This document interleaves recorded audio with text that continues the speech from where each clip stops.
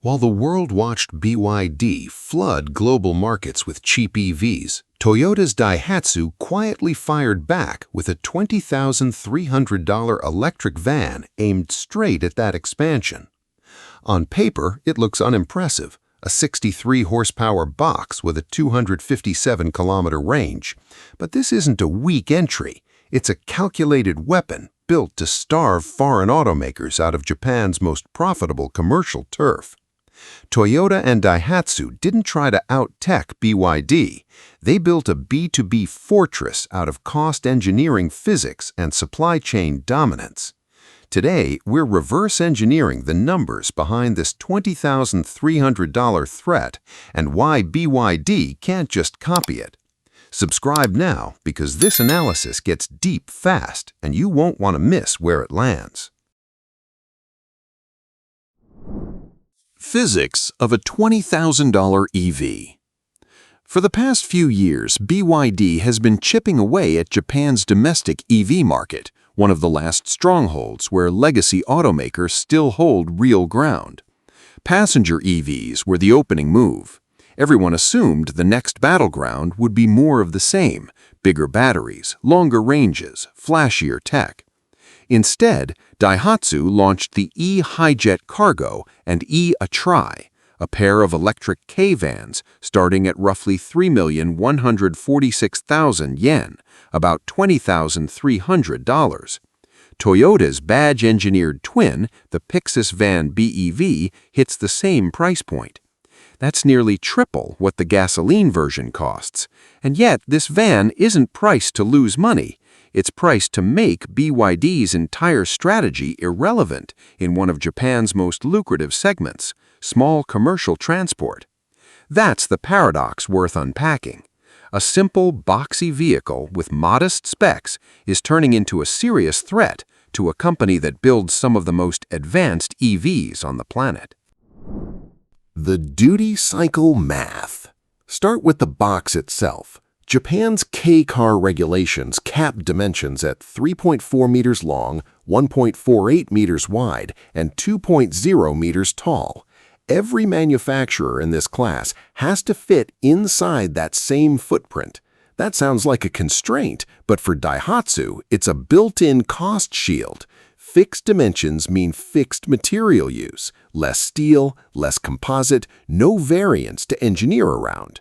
And because the shape barely changes across trims, Daihatsu can reuse the same stamping dies and tooling across the whole lineup, spreading R&D costs over more units instead of building bespoke tooling for every variant. Then there's the drivetrain layout.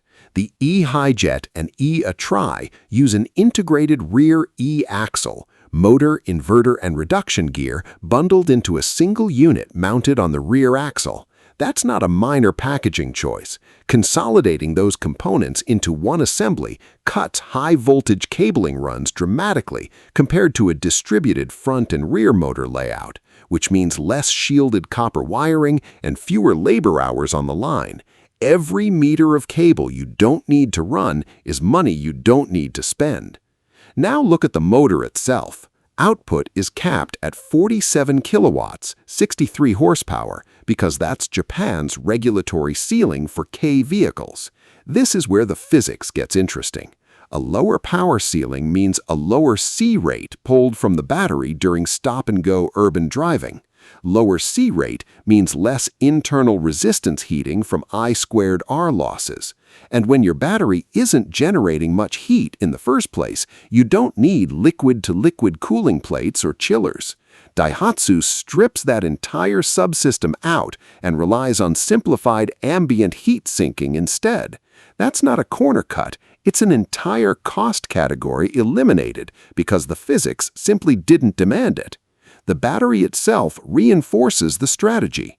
It's a 36.6 kilowatt-hour lithium iron phosphate pack, LFP chemistry, which means zero cobalt, zero nickel, and none of the price volatility that comes with those materials. LFP is also more thermally stable than nickel-based chemistries, which is exactly what lets Daihatsu get away with a simpler cooling setup in the first place. The pack sits flat under the floor, which lowers the center of gravity while preserving all of the van's cargo volume. Nothing about that placement was arbitrary. A cab-over-van lives or dies on how much usable space is left behind the seats, and burying the battery in the floor means the cargo box stays exactly as large as it was on the gasoline model. Stack these four decisions together: the regulated dimensions, the integrated e-axle, the capped output, and the flat LFP pack, and you start to see the pattern. None of them are dramatic on their own, but each one removes a cost center that a more ambitious EV would have had to pay for: extra tooling, extra wiring, extra cooling hardware, extra battery mass. Multiply that across every unit rolling off the line at Daihatsu's Nakatsu plant, and the savings compound into a van that can be sold for a fraction of what a similarly capable EV would normally cost.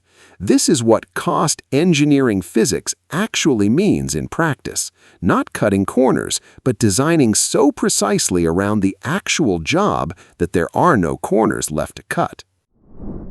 The unbreakable B2B fortress. Here's where most outside observers get this van wrong. A 257-kilometer range looks unimpressive next to consumer EVs pushing past 500 kilometers. But this vehicle isn't built for consumers, it's built for fleets, and fleets don't operate on consumer logic. Japanese urban delivery routes, couriers, electricians, local shopkeepers, typically run between 30 and 60 kilometers a day. A 257-kilometer WLTC range gives these operators 3 to 4 full workdays on a single charge. Anything beyond that isn't extra value, it's dead weight. And weight is the real constraint here. Bumping the pack up to something like 60 kilowatt-hours would add somewhere in the range of 200 to 250 kilograms. Under Japan's K-car gross vehicle weight limits, every kilogram added to the battery is a kilogram subtracted from payload. The 36.6 kilowatt-hour pack is sized specifically to preserve the van's full 350 kilogram payload capacity, the same figure as its gasoline predecessor. Oversizing the battery wouldn't make this a better commercial vehicle, it would make it a worse one. The feature set follows the same logic. Instead of a touchscreen heavy cabin, Daihatsu included a 100-volt, 1500-watt V2L outlet, vehicle-to-load power that turns the van into a mobile generator for power tools, refrigerated medical deliveries, or emergency backup at a job site. That's a feature a business owner will actually pay for because it generates revenue or prevents downtime. Meanwhile, stripping out the consumer gadgetry doesn't just cut cost, it removes potential failure points that would otherwise sit on a service bill somewhere down the line. Even the layout is tuned for the job.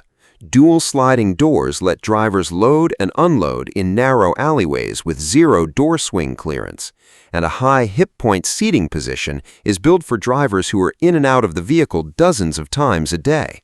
None of this is accidental. Every spec on this van answers a question a fleet manager actually asks. Compare that to how a lot of Western commercial EVs get designed, and the contrast is stark. Range gets treated as a marketing number first, an operational figure second. Manufacturers pile on battery capacity because bigger numbers sell better on a spec sheet, even when the actual duty cycle never comes close to using it. Daihatsu didn't do that. It looked at telematics data on how these vans are actually driven, worked backward from the real-world number, and built a battery pack sized to match, not exceed, the job. That's the difference between designing for a brochure and designing for a fleet manager's spreadsheet. BYD's capital trap. Here's the part that should worry BYD more than any spec sheet. Commercial buyers don't choose vehicles based on brand hype. They choose based on total cost of ownership, and specifically, downtime. A courier's van sitting in a repair shop isn't just an inconvenience, it's hundreds of dollars in lost revenue per day. This is where Toyota and Daihatsu's real weapon comes into play, and it has nothing to do with the van itself. It's the network behind it. Over 4,000 sales and service locations across Japan, guaranteeing local parts availability and same-day maintenance almost anywhere in the country. BYD's Japan strategy has leaned on a direct-to-consumer showroom model, built for selling cars to individuals, not for running a nationwide commercial service infrastructure. To compete here, BYD wouldn't just need a cheaper van, it would need to build out an entire B2B service network from scratch in a market it doesn't yet dominate.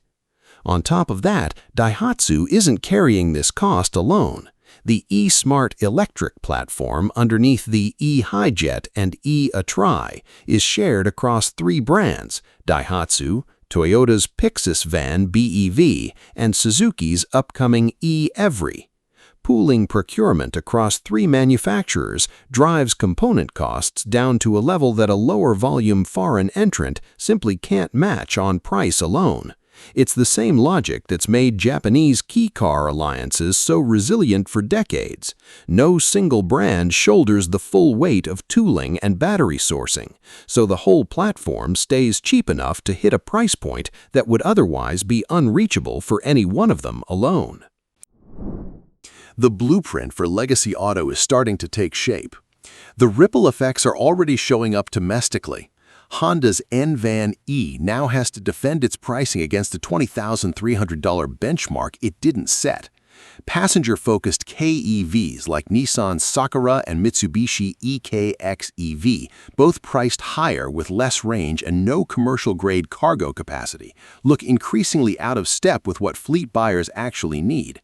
Even Japan's other domestic players are being forced to react to a price point they had no hand in setting, which tells you how effectively this single launch reshaped the competitive floor of the entire segment.